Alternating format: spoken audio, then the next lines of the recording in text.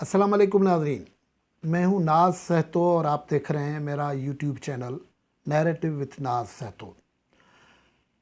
नाज़रीन, पाकिस्तान में अब जो मामलात हैं वो इतने पॉलिटिसाइज हो गए हैं कि हत्ता के लैंड ग्रैबिंग के मसाइल भी पॉलिटिक्स से जुड़े हुए हैं। गुज़श्ता दिनों खोखर ब्रदर्स के ख़िलाफ़ लाहौर में जब कार्रवाई हुई तो पीटीआई सरकार ने कहा कि ये लैंड माफिया है और हमने उनके ख़िलाफ़ कार्रवाई की है, और वहाँ मरीम नवाज़ गई तो उसको पॉलिटिसाइज़ करने की पूरी कोशिश की गई।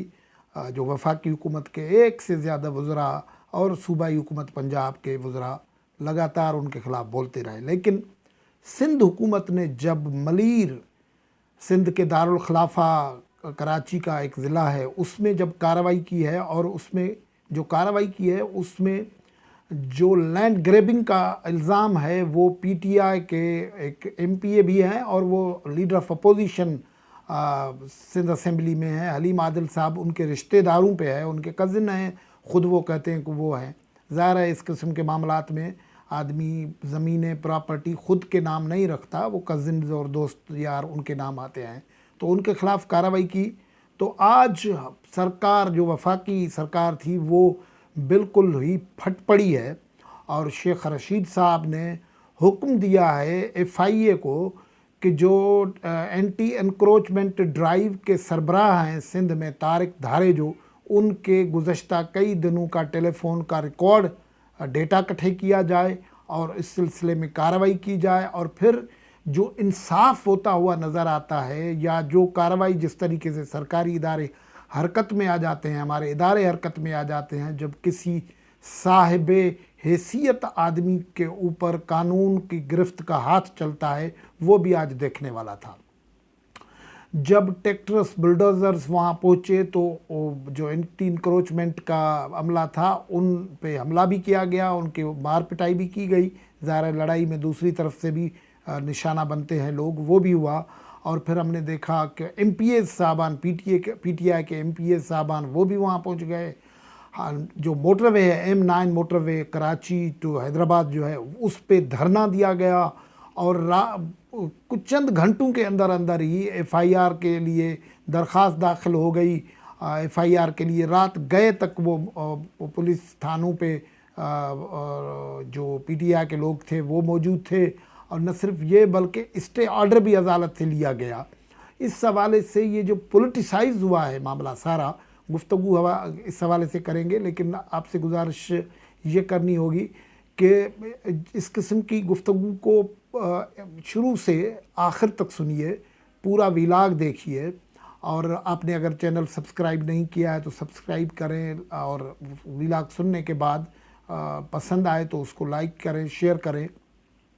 तो हम गुफ्तगू कर रहे थे कि ये इतना बड़ा पॉलिटिसाइज इशू हो जाता है कि अब लैंड ग्रैबिंग में ज़ाहिर है आम आदमी नहीं होता है, और ये जो किरदार है हलीम आदिल शेख साहब का, वो ज़ाहिर है ये जो इकबाल की शायरी में है ना, ये तेरे पुरस्रार बंदे, ये उस किस्म के पुरस्रार बंदे हैं। ये एक ज़माने में आम आदमी थे, इनके वालिद साहब नवाबशाह डिस्ट्रिक्ट में रहते थे, वहाँ से सऊदाबाद कराची में आ गए। फिर अब ये सारी चीज़ें नवाज़ शरीफ साहब ने बड़ी नवाजिशें की, तो पीपल्स पार्टी के तोड़ में कुछ लोगों की सरपरस्ती की और उनको मलीर में आके बसाया, और वहाँ 30 साल लीज़ जो मिलती है, 30 साल की लीज़ जो मिलती है वो ख़ास मकसद के लिए होती है, एग्रीकल्चर पर्पज़ या जिस पर्पज़ के लिए वो मिली। ज़मीन बहुत बड़ी ज़मीन है और वो सैकड़ों एकड़ ज़मीन है, उस पर अब वो 30 साल लीज़ को मतलब मुस्तकिल लीज़ समझ के इन लोगों ने वो वहाँ फार्म हाउस कायम कर दिए, और फिर उन पे अपनी कराची में फार्म हाउसेस आपके इल्म में है कि मुख्तलिफ़ किस्म के धंधों के लिए इस्तेमाल होते हैं, और फार्म हाउस चलाना आम आदमी के नहीं है, जो वेल कनेक्टेड हो, सिर्फ सिविलियन इदारों में नहीं बाकी जगहों पे भी वही फार्म हाउस चला सकते हैं। तो ये सब उसके ऐसे धंधे करने के लिए ये मामलात होते हैं। फिर आज जो कार्रवाई हुई तो वहाँ लड़ाई झगड़ा भी हुआ। फिर हलीम आदिल साहब और उसके एमपीएज़ और पीटीआई के एमपीएज़ वहाँ भी पहुँच गए, वहाँ शोर शराबा होता रहा, और इल्ज़ाम ये लगाया गया कि वहाँ जो विज़िटर आए थे उनसे पुलिस वालों ने जो है लूट मार की है, ये टेलीफोन मोबाइल पैसे چھینے گئے ہیں. اب یہ صورتحال ہے. مجھے حیرت ہو رہی تھی کہ پی ٹی آئی کے لوگ اس دن مریم نواز کو تنقید کا نشانہ بنا رہے تھے کہ وہ افضل کھوکھر برادرز کے گھر پہ جب کارروائی اینٹی انکروچمنٹ ڈرائیو نے کیا تھی، اور وہ بھی کورٹ کے حکم پہ کارروائی تھی، اور یہ کارروائی بھی عدالتی حکم پہ ہو رہی ہیں مختلف جگہوں پہ. صرف بلیر میں کارروائی نہیں ہو رہی ہے، حیدرآباد میں کارروائی ہو رہی ہے، لاڑکانہ میں کارروائی ہو رہی ہے، سکھر میں ہو رہی ہے. کئی جگہوں پہ کئی لوگوں کے گھر بلڈوز ہو گئے ہیں جو انکروچمنٹ پہ ہیں، لیکن وہاں کوئی پی ٹی آئی کا لوگ کوئی ہمدردی کے لیے نہیں گیا. لیکن یہاں کیونکہ حلیم عادل صاحب ظاہر ہے وہ اپوزیشن کے لیڈر ہیں، تو سارے لوگ ادھر پہنچ گئے، اور وہ پڑے جس کو کہتے ہیں پہنچے ہوئے آدمی بھی ہیں، تو وہاں یہ معاملہ ہوا. اور وہ میں حلیم عادل صاحب کا آپ سے تعارف کروا رہا تھا کہ وہ عمران خان سے ڈائریکٹ ہیں. شیخ رشید نے آج یہاں ان سے بات کی، عمران خان صاحب نے ان سے بات کی. بڑا ظلم ہو گیا ہے. اور پھر یہ جو ہے بعد میں انہوں نے ہائی وے پہ دھرنا دیا. 1 گھنٹے تک پورے ملک کا رابطہ یہ، کیونکہ سپر ہائی وے جو پرانا اولڈ سپر ہائی وے جس کو اب موٹر وے نام نہاد موٹر وے کہتے ہیں، جس میں موٹر وے نام کی کوئی سہولتیں موجود نہیں ہیں، اس پہ دھرنا دیا. ظاہر ہے وہاں سندھ حکومت کچھ کارروائی نہیں کر سکتی تھی کیونکہ ہائی وے وفاق کی ذمہ واری ہے. تو پھر وہاں وفاقی ادارے آئے اور ان کی منت سماجت کی، اور پھر ان کو اپنے بنگلے میں لے گئے، اور ان کی ایس ایس پی بلیر کو کہا گیا کہ آپ ان کی درخواست لیں اور ایف آئی آر کروائیں. اگر ایف آئی آر رات گئے تک نہیں ہوئی تھی، لیکن اس قسم کے کیسز میں عموماً یہی ہوتا ہے کہ ایف آئی آر نہیں ہوتی ہے تو عدالت میں جایا جاتا ہے، پھر وہ ایف آئی آر ہو جاتی ہے. تو یہ ایک معاملہ ہے جو بڑا سنگین ہو گیا ہے. لیکن یہاں دلچسپ معاملہ یہ ہے کہ حلیم عادل صاحب کے میں آپ سے پروفائل شیئر کر رہا تھا، وہ سندھ اسمبلی میں اپوزیشن لیڈر ہیں. وہ 90 میں ان کے بھائی ہوتے تھے علیم عادل شیخ صاحب. وہ نواز لیگ کی ٹکٹ میں منتخب ہوئے تھے، لیکن نواز شریف کا جب مشرف نے تختہ الٹا تو پہلی پریس کانفرنس جو نواز شریف کے خلاف کی وہ ان کے بھائی نے کی، علیم عادل شیخ نے کی. یہ حلیم ہیں، انہوں نے کی. اور اس کے بعد وہ پالیٹکس سے تھوڑا سائیڈ پہ ہو گئے. وہ پالیٹکس سے سائیڈ پہ بعد میں ہوئے، لیکن انہوں نے پہلی پریس کانفرنس نواز شریف کے خلاف کی، اور پھر وہ شامل ہو گئے کیو لیگ میں، اور جنرل مشرف کے بالکل ہی قریب رہتے آ گئے. پھر ارباب رحیم والوں کے ساتھ بھی قریب رہے. وہ سارا پورا دور وہ عیاشی کی. پھر جب پیپلز پارٹی، اور اس دور میں یہ ساری ملکیت بنتی رہی، یہ عام آدمی تھے، ملکیتیں پھر ان کی ساری خاندان ادھر پیدا ہوتے رہے. وہ ظاہر ہے وہ ملکیت جس طریقے سے بڑھتی ہیں وہ بڑھتی رہیں، جائیدادیں بڑھتی رہیں، دوسرے معاملات بھی ہوتے رہے، مختلف ٹیلی ویژن کے کام کرتے رہے. یہ جو متھیرا آئی ہوئی ہیں جن کو، وہ بڑی آپ ڈیسنٹ ایک اداکارہ ہیں، آپ کو پتہ ہے جس قسم کی وہ بھی ان کے چینل میں وہ غالباً انٹروڈیوس بھی یہاں کروائی گئی تھی، وہ بھی تھی. اور پھر وہ جو پیپلز کیو لیگ کا دور ختم ہوا، پیپلز پارٹی پاور میں آئی تو زرداری نے کیو لیگ کے ساتھ معاہدہ کیا. تو یہ حلیم عادل شیخ صاحب اس وقت جو ہے وہ ریلیف، سندھ میں ریلیف والا ڈپارٹمنٹ جو ہے وہ بہت اس میں پیسے ہوتے ہیں، معاملات ہوتے ہیں، تو وہ اس کا ایڈوائزر بنایا گیا. وہ ان کے ساتھ چلتے رہے، ساری حکومت کے مزے انہوں نے لوٹے. پھر بعد میں جب اچانک سے یہ جو پی ٹی آئی والا معاملہ ہوا تو حلیم عادل صاحب اس میں شامل ہو گئے.